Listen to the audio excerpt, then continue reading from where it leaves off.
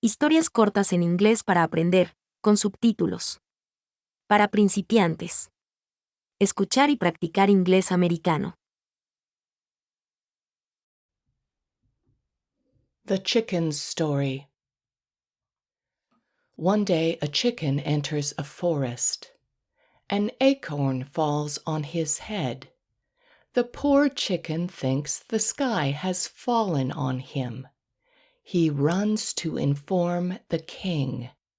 On the way he finds a hen. "Where are you going?" asks the hen. "Oh," says the chicken, "the sky has fallen on my head, and I am going to inform the king." "I'm going too, if you want," answers the hen. And the chicken and the hen go together to the king's palace. Along the way they find a rooster. "Where are you going?"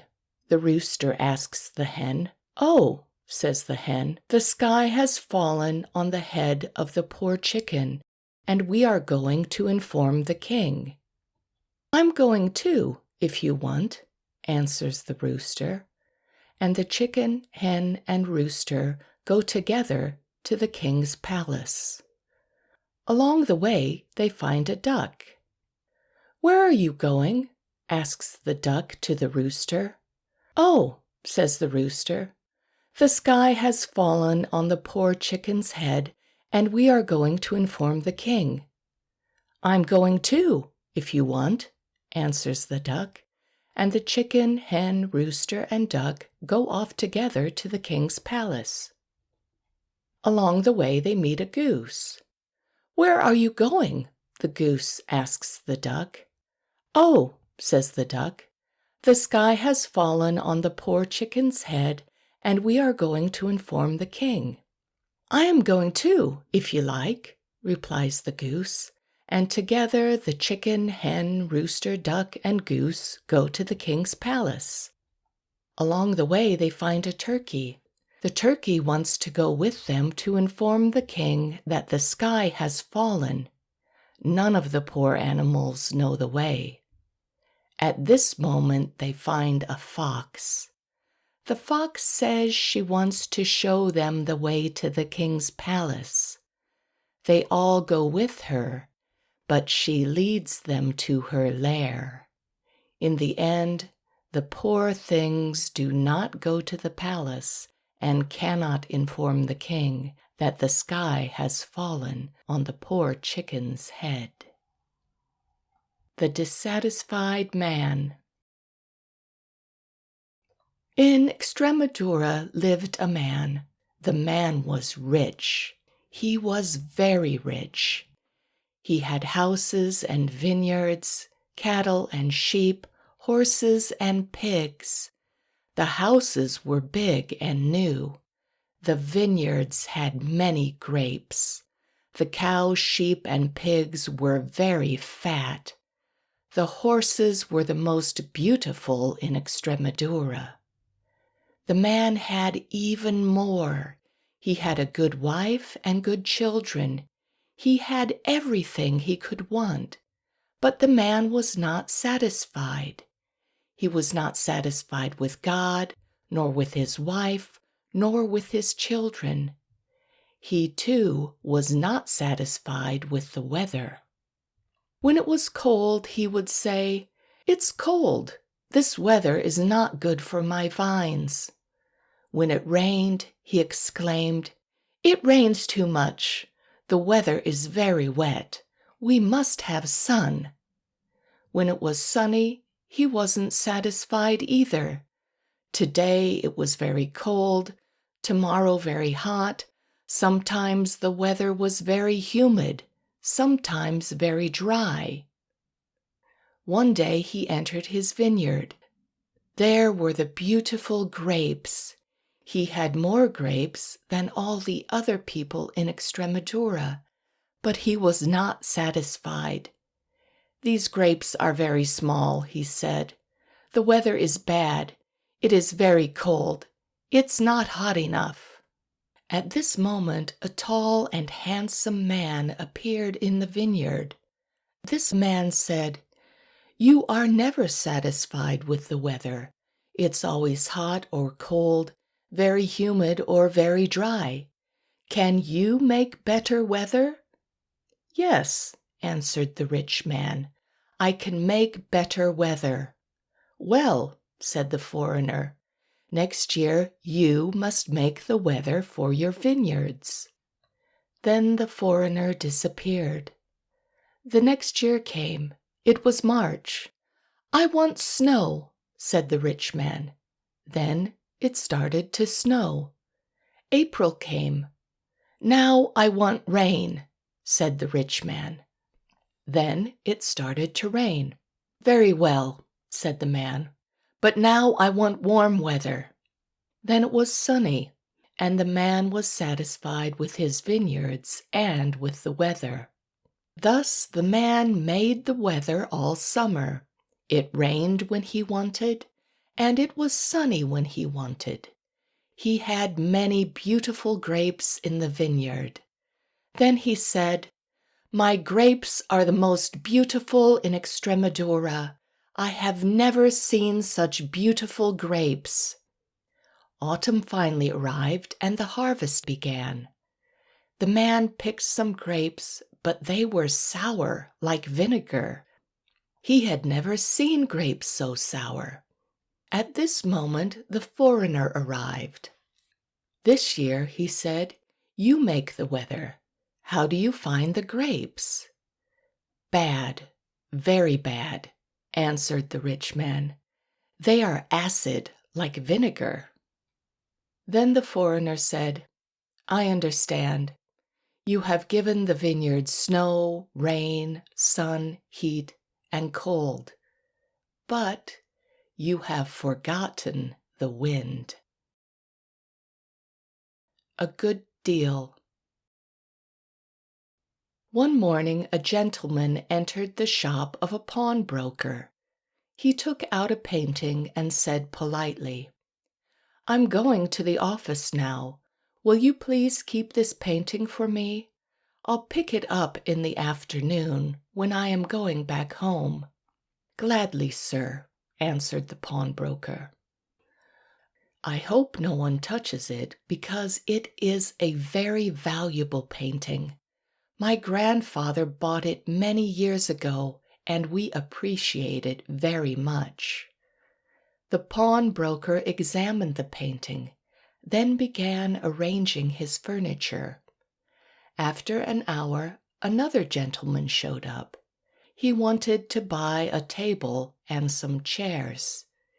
He didn't like the furniture, but before he left he saw the painting.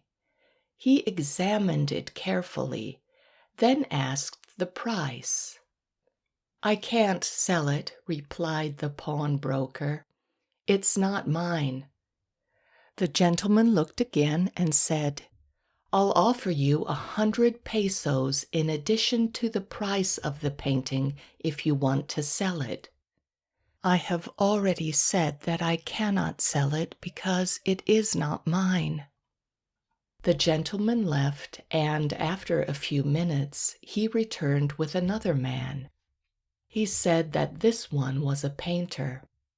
The two men examined the painting carefully, talked in secret for a few minutes, and then the buyer said to the pawnbroker, "I'll give 40,000 pesos for the painting and 4,000 pesos for you if you want to sell it." "Gentlemen," said the pawnbroker, "if you want to come back tomorrow, perhaps I can sell the painting, but now I can't promise anything." When the two left, the pawnbroker hid the painting. At 4 p.m, the owner returned. "Where is my painting?" "I have to talk to you." "Well, you speak, but I'm in a hurry, and I want the painting. Where is it?" "Do you want to sell it?" "No, sir." "I'll give you 100 pesos for it." "I don't want to sell it." 200. "Nope." 500. "Nope, nope." Do you want 1,000? No, sir. Well, I must confess the truth. The painting was stolen, and I can't return it. Unfortunate for you. What have you done? Said the gentleman. Do you know what a painting worth 10,000 pesos is? Poor me. I will do what you want, but I can't give you the painting. It was stolen from me. The gentleman fell into a chair in despair. After a few minutes, he said, How much money can you give me? 1,500 pesos. I have no more, even if they take me to jail. No, I don't want to do that. If you give me that money, I will be satisfied. The pawnbroker paid and hid the painting in the store, waiting for the buyer. A day, a week, a month passed, and no one appeared. So he called a painter friend and said, What do you think of this painting? Man, it's not bad. Do you want to buy it?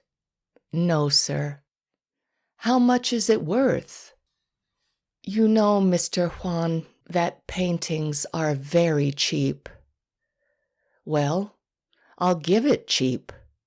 Man, if they give you 40 pesos, you won't be underpaid. Did you say 40 or 40,000? 40, Mr. Juan, 40, and that's a lot. Oh, I'm lost. Burglars, infamous thieves. After this, who wants bargains? The Rogue Doctor. A rogue came to the city of Zaragoza, saying that he knew strange secrets of medicine. Among other things, he said that he could make the old ones young again. Many old women of the town believed his words, so a large number of them came to ask him for this precious benefit. He told them, It is necessary that each one write her name and age on a document. Among them were women in their 70s, 80s, and 90 years of age. They all did exactly as he had told them because they didn't want to lose the joy of being freshened up. The rogue told them to come back to his inn the next day. When they returned, he began to lament and said to them, I must confess the truth. A witch has stolen all the documents. She was envious of your good luck. So it is necessary for each of you to rewrite her name and age. I also want to tell you why this circumstance is necessary. The oldest woman is to be cremated. The others have to take a portion of her ashes, and thus they will become young again. Upon hearing this, the old women were stunned, but still believing his promise, they made out new documents. But they were all afraid of being burned and did not write their ages correctly. Each took many years off. The one who was 90, for example, she wrote 50, 60, 35, etc. He received the new documents and then took out the ones from the day before. He had said that he had lost them, but it was not true. He compared the new certificates with the others and said, Now then, my ladies, you already have what I promised you. All of you have been made young again. Yesterday you were 90 years old. Now you are 50. You, yesterday, 50. Today, 35. Speaking thus, he dealt with them all as quickly as you can suppose.